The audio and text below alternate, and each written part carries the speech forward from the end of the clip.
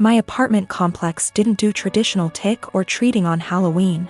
Residents were advised to set out pre-packaged individual candy bags on their patios / front door areas if they wanted to participate, but the traditional knock-on-door, physically hand strangers candy was not permitted.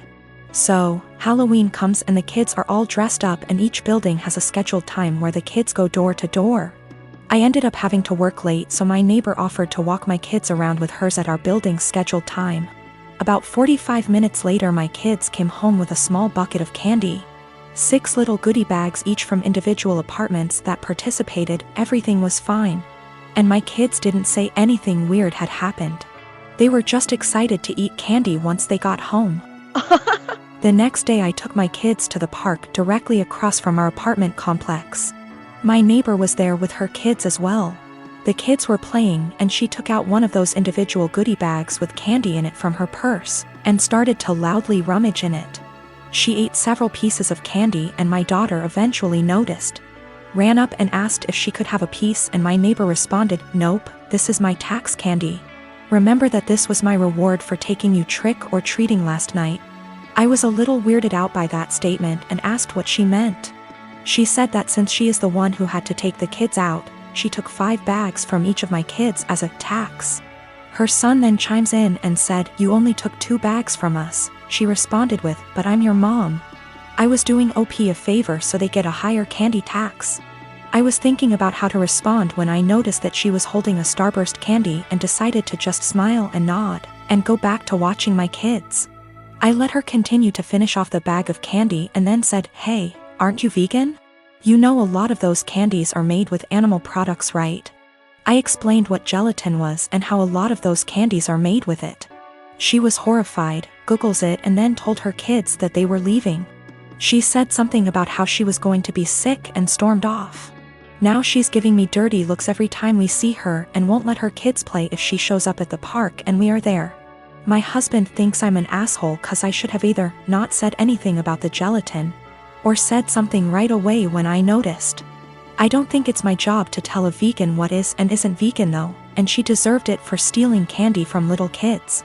When we got home from the park after the gelatin incident, I sat my kids down and asked why they didn't tell me that the neighbor took half of their candy. My oldest kid is 6 and my youngest kid is 4.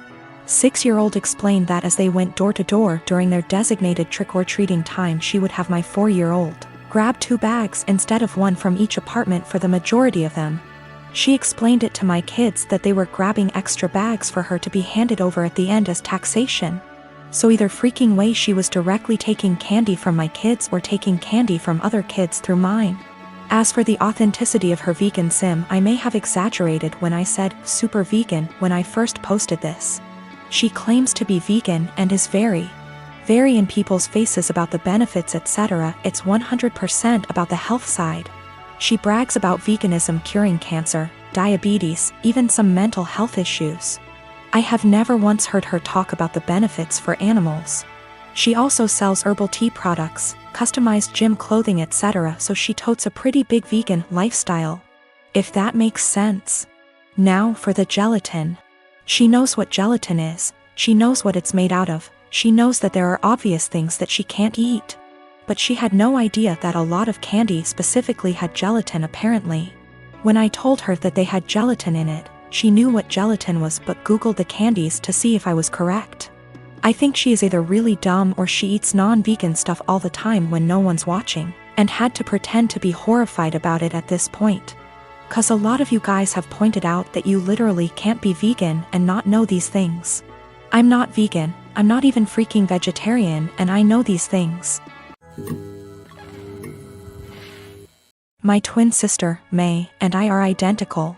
At the end of our first year of college, I was in a car accident, and I ended up with a facial scar and major trauma. I started seeing a therapist because of the nightmares and the fact that I was panicking any time I got into a car. That led to me realizing there were some deeper issues, which we worked on. As part of that work, I got a physical. Started working with a dietitian to fix my diet and the smorgasbord of vitamin deficiencies it caused. I started working out, strength training 3 days and sprints or hit on 3 with our older sis. By the end of our first year of college, we had each gained about 30 pounds. By the end of the next year, I had lost half of it, but I was smaller at 134 pounds than my previous 120 because of the muscle mass. And that's been my size for the past half-decade. I found a new beautician, and she gave me long layers to make my natural curls be curls instead of waves of frizz. I always wanted but that my old one said would look bad and refused. I stopped bleaching it and let it go its natural dark blonde / light brown. I stopped spray tanning. Again, that's been my look for the past 5 years. I live in a rural area, and the internet isn't great. Things like FaceTime just aren't options, and I can't post a lot of pics on social media / see of it. This is relevant because a big issue is that May didn't see me over the quarantine. We talked on the phone a couple times a week, but it mostly revolved around her wedding planning. She got engaged before the Rona put us on lockdown. I wasn't her mo, so mostly I was being told decisions, not involved in the process.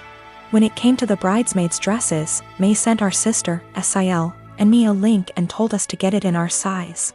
Same with hair and makeup, but we had to arrange for a beautician because May's wouldn't do more than 4. And she wanted her friends at the appointment with her. Except she didn't do a bachelorette party with us, she did with her friends, or rehearsal dinner. So May didn't see any of us until the start of the wedding. She was livid.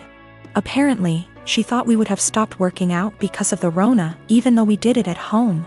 Or that we would have stopped when she announced her engagement, so we didn't upstage her. She was mad because I didn't try to hide my scar and didn't tan, thought it would be implied. She made several snide remarks before throwing a drunk temper tantrum at the reception, basically accusing the 3 of us. But me ESP of trying to upstage her. I don't have that excuse be / see I was a DD so sober, but I, quite famously, have a low tolerance for angry or crying drunks. I told her, if you're so insecure, you should have got off your ass instead of expecting us to lay on ours to make yours look better. It only got worse.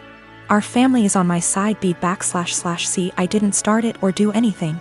But his family and her friends are giving me shit. I have 2 kids, Clark and Kent. While they have the same father, only one of them is biologically my child. They were born within 6 months of each other. The boys are currently 6, and for various reasons I have full custody of both of them. I didn't speak to anyone in my family for several years, and we got back in touch in 2019. Due to the boys' ages, my family know I couldn't have carried both. Unless I have the gestation period of a hamster or the longest labor ever. I have explained to them how this all came to be, but in my explanation I neglected to tell them which was my biological child. Due to my ex having a type, the other woman looked enough like me that the boys could pass for twins. Same dark hair, blue eyes, pale skin, and both cleft chins and dimples. My brother jokes that they look like tiny supermen. People who know them refer to them as twins because aside from a few minor differences, they're practically identical. Frankly, if they were closer in age and I'd had full custody of both from the time they were born, I suspect I would have mixed them up a lot as babies. Shortly before Clark's birthday last year, my mum asked if she could see Clark's birth certificate. I asked why and she said she wanted to know the exact time he was born, so I told her. She asked if she could see the certificate anyway. I asked why.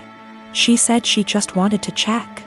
I said I'm his mother, I know when he was born. Then she asked the same thing about Kent and we went through the same conversation all over again. Mum eventually admitted that she just wanted to see the birth mother's name on each certificate. Which isn't even how that works and I told her as much. This led to an argument where my stance was that I'm their mother, biology is irrelevant. Mum says if biology is irrelevant then it's not a big deal to tell her which of them is biologically mine. I said if she's so hung up on biology, then clearly it's a big deal to her and I don't want it to be a big deal. Especially as the boys themselves don't know. Mum feels this is incredibly selfish, narcissistic, and overall wrong.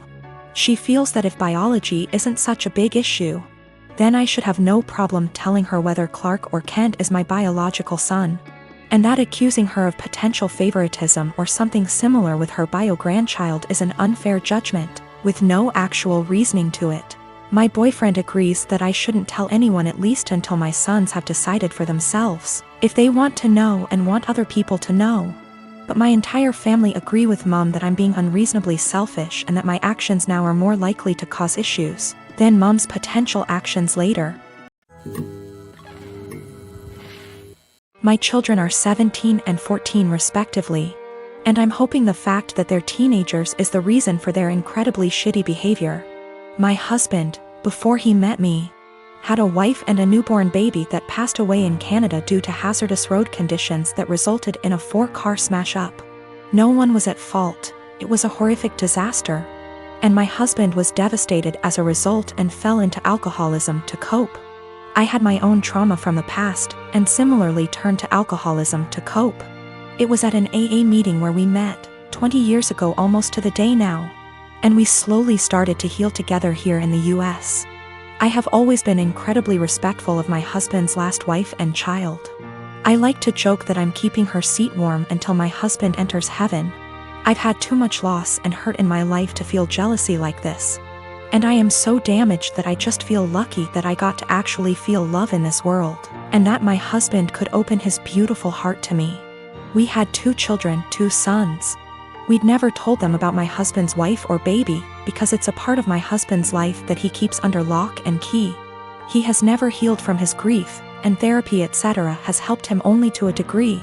My mother-in-law told the kids this Sunday gone, as she decided it was time for them to know. She didn't consult us before telling them, and certainly didn't do it in our presence. Since then my sons have been making the most disgusting dead baby jokes. They've been prodding their dad asking why we'd never told them. And instead of approaching the topic with respect, they're acting like we've kept a secret affair family from them or something. My 14Y//0 went on to say to me in private, thank goodness, not in front of his father, that he was glad my husband's previous family was dead. I broke and yelled at him, and told him it was the most disgusting thing I'd ever heard him say. I asked where his anger was coming from, and he burst forth that we were shitty parents for keeping secrets. He told me that it made so much sense why we were abnormal, why we don't drink, why we are so boring and quiet, why my husband is panicky around roads, etc. The 2 are pretty heartbroken, and I feel like we have just destroyed a part of our children's lives as a result of us staying quiet. I am hurting, my husband is grieving all over again, and I don't know how to proceed. I have and will always reiterate to our kids that they are loved, but this behavior seems so overreactive for the news.